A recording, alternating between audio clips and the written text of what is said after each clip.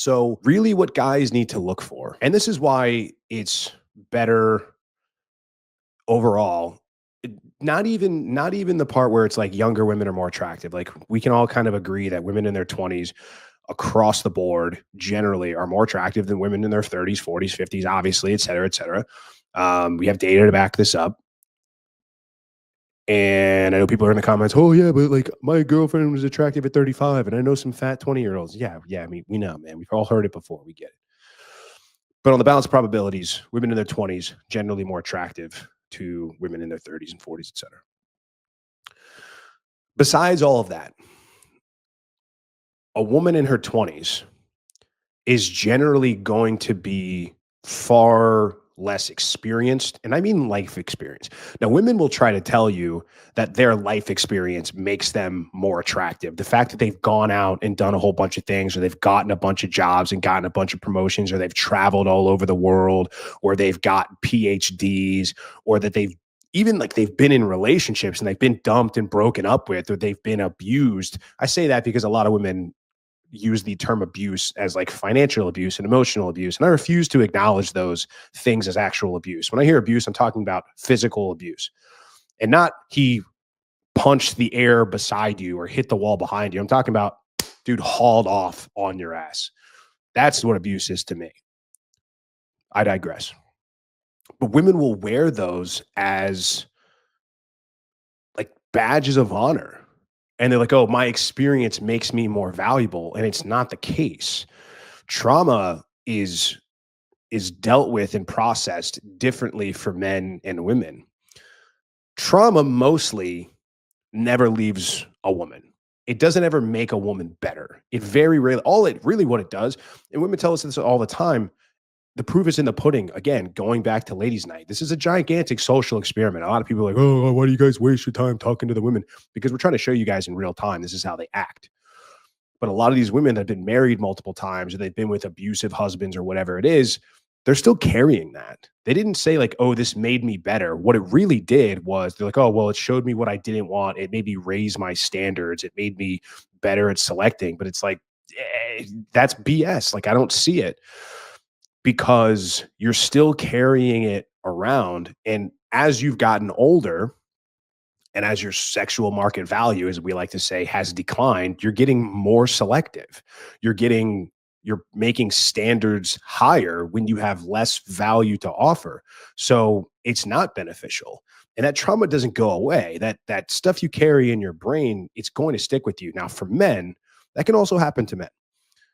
But men, if they do the right things, is they can overcome that, and they can use that. Like you, when guys have trauma, and I don't really like using the word trauma, but we'll just use it as a placeholder. But when guys get zeroed out, where do they go? They do one of two things. Unfortunately, a lot of them take the permanent solution to a temporary problem. And that's the worst case possible scenario that can happen to a guy that gets zeroed out by a woman or wife or whatever, and loses access to his kids, marriage, house, assets, etc. And he decides to end it. The worst possible outcome. Okay.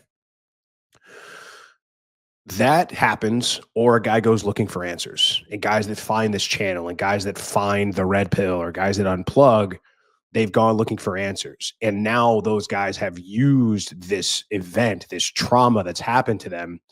And so many guys, Rich Cooper, myself, a lot of guys in our community, most guys in our community, have used a zeroed out event, a traumatic event, to build themselves up, to have an obstacle to get over. And now they're doing better than ever before.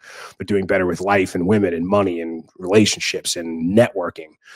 And my life would have never been, I'm confident, I can confidently say my life would not be nearly as good now as it would be if I had never unplugged. If I had never gotten, broken up with or red pilled by my ex of a couple of years ago, if I had continued to do that whole dog and pony act, I would not be nearly as successful. I wouldn't have the network. I wouldn't have this platform and the ability to help other men. I wouldn't have any of this.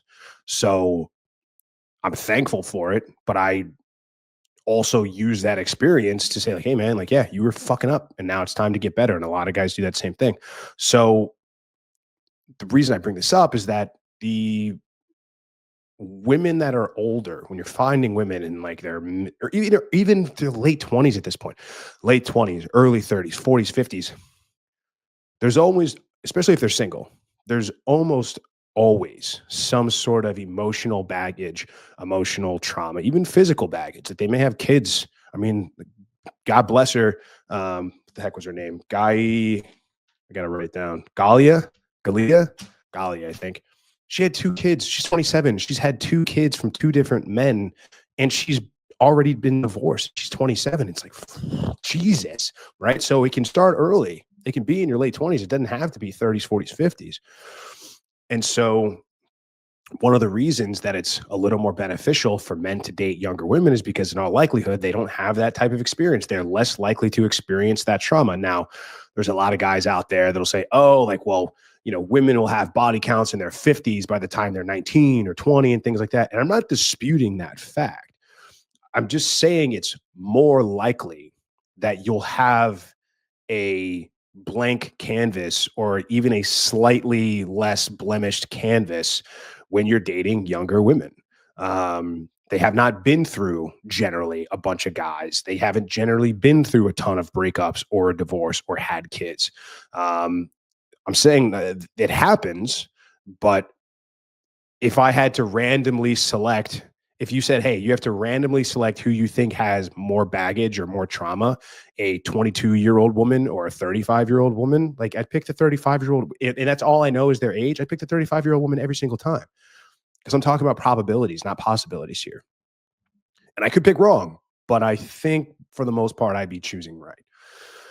And older women hate that a lot. They hate when older guys date younger women. They hate it and they try to shame guys. Oh, you just want to manipulate them. You just want to slave. And it's like, call it what you want, manipulate. I call it molding. I say, listen, this is the kind of woman that I want for my life. If she's going to be the mother of my kids, or if I want to be in a relationship, or God forbid, if I want to get married, I don't, but some guys still do. But this idea that it's like, well, I have to find a woman that checks off all of these boxes. Like, dude, it doesn't exist. And if you do, she's married, or some guy's already wifed her up, or is in a relationship with her, because women generally are not getting there by themselves. They don't get there alone. All right, guys, I really hope that you enjoyed that clip. If you want to check out the full-length podcast episode, you can find that right over here. Also, make sure you visit my website over here where you'll find my supplements, the opportunity to book me privately one-on-one for coaching, and most importantly, my new School of Unplugging, which you'll find on the courses tab. Newer to the channel, hit subscribe.